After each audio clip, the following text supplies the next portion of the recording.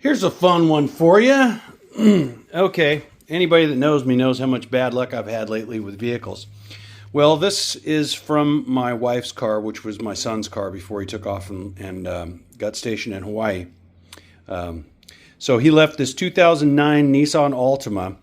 And this right here is the steering lockout device, okay? It's an electronic device that goes bad. They were recalled. Every one of them were recalled. This one obviously didn't make it back to the dealership. So what I've done is, and it'll give you a no crank, no start issue. And what I have done, and what I'm in the process of doing right now, is I got this thing out. There's tons of videos that show you how to get this thing out, and I'll link to a couple of them. A lot of guys just take a screwdriver, because if you press this tab in down here, these things get stuck and then it won't start, and it just locks it out, and there's nothing you can do. There's a key on the left-hand side of the dashboard. It's just a yellow key that stays lit, and then there's a flashing key on the right-hand side, and then where you hit the button to start the car, it just says lock. That means it's in security mode and it's locked out. So these things go bad. This little plunger here is supposed to come up and go back down. This is what locks your steering wheel. These get stuck, and when they get stuck, the little gear that rotates in there can't hit this little plunger, because there's two switches in here and there's another switch in here. And without getting into all the electronics of it, you can get into some other videos and figure that out. But one way to fix it is a lot of guys just take a screwdriver, smash it in there once they get it started, smash that screwdriver down in there, break it off. That could be a problem, because that could come back out. And if it does, it can lock your steering wheel, and then this is shot. And then you got even more work. So what I did is I drilled a hole for a 632 tap. Okay, let me go ahead and pull that out of here, see if you can see. So I drilled a hole all the way through it once I got it down to the height that I needed it to get to. And I drilled it all the way across the top. So I've got the screwdriver holding it down right now, but you can see that little hole right there. That's drilled all the way across. So now what I'm doing is I'm tapping this. All right. I'm going to see if I can get up in here to where you can see that I slotted those.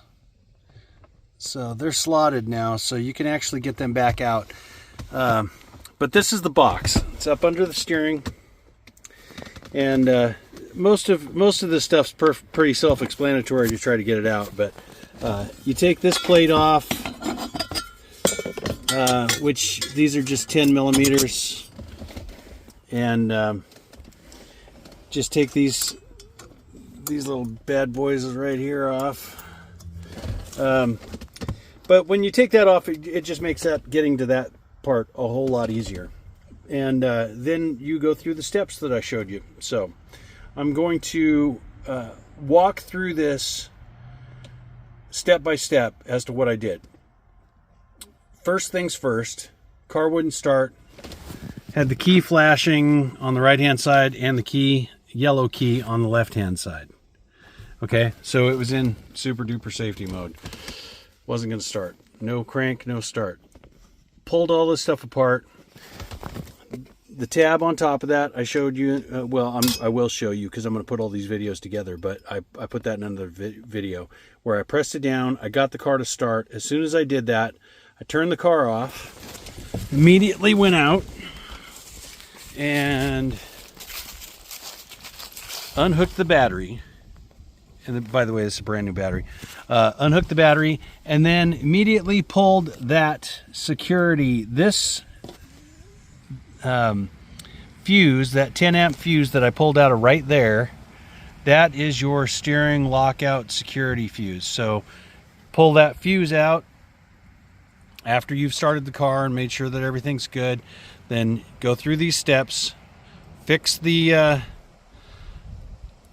part that I just fixed under there, the security box under there, and then unhook the battery, or when you hook the battery back up, before you do it, make sure you pull that, and then you should be good to go. You shouldn't have to worry about it again, hopefully. So this is a 2009 Nissan Altima steering wheel lockout. This is the part that always goes bad, and it was recalled. Unfortunately, this one didn't get back to the dealership, so it died on my wife the other day. I had to get it towed home, so I am fixing it to where in case this happens again, I can replace it.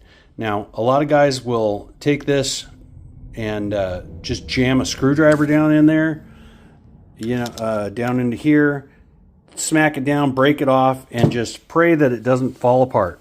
Or they'll buy an aftermarket part that fixes this. What I'm doing is I drilled and tapped these, and I've got another video where I showed where I drilled it, and I had that screwdriver in it. So now I'm putting a little blue Loctite on these, and I'm going to put another stud on this side as soon as I unscrew my tap. But yeah, hopefully this fixes it, and I can take it apart if I need to. The way I'm doing it, I'm going to tap it, and then I'm going to screw that in. Hopefully this will work. If it does, I will show you guys. But yeah, I just had to have my wife's car towed home yesterday because of the whole no crank, no start lockout thing. So that was a lovely thing to happen right before church and then right after church and pretty much all day long until I got the car home. So I'm fixing it. One more thing I wanted to show you guys is I'm using a little bit of blue Loctite. Just a little bit of the blue stuff. And this is for the 2009 Nissan and the steering wheel lockout. Now, a lot of guys will just, like I said, a lot of guys in another video, I said this, a lot of guys will just break off a screwdriver in there. Once you get this thing cycled and you get the car started, you can do this yourself and save yourself a bunch of money. This part is like $500. It was recalled, and unfortunately, this car never got it back to the dealer in time. But I'm going to put a little bit of blue Loctite on this one, and I'm going to go ahead and screw that one in the rest of the way.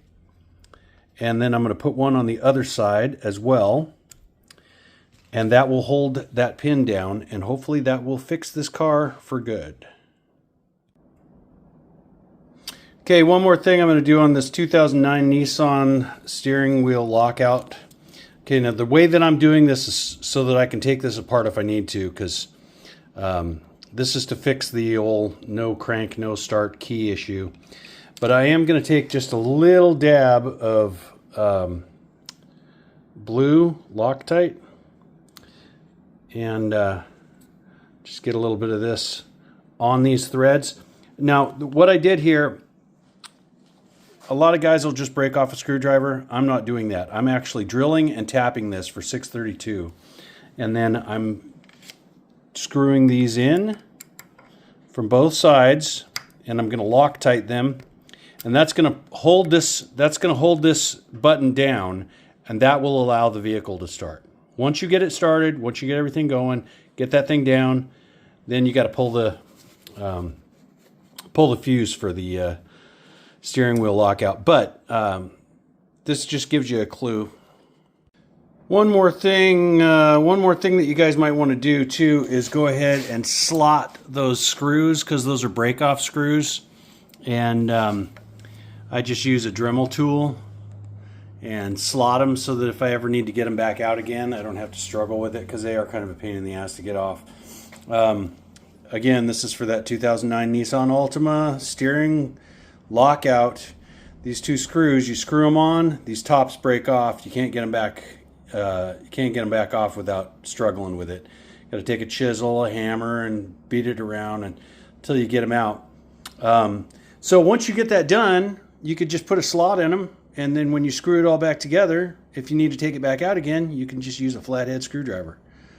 And literally all I'm using is a Dremel tool with a cutoff wheel to do that. So anyway, Guitar MacGyver lesson for the day. Slot the screws if you're working on the car, and you got to do it. Okay, moment of truth. Got the keys. Here are the keys. And I'm going to close the door. Aha. Depress brake.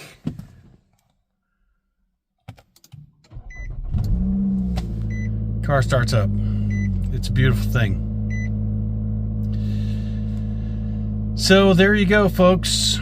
Every step that you need to do to get one of these going from a no start. And you know, a lot of guys say smack that thing with a hammer. You could smack it with a hammer if you want. Sometimes it'll knock it loose, sometimes it won't. But what I just did worked like a charm, and it didn't take very long to do it. It took longer to shoot this video than to do the thing. So look at the other videos and subscribe, please.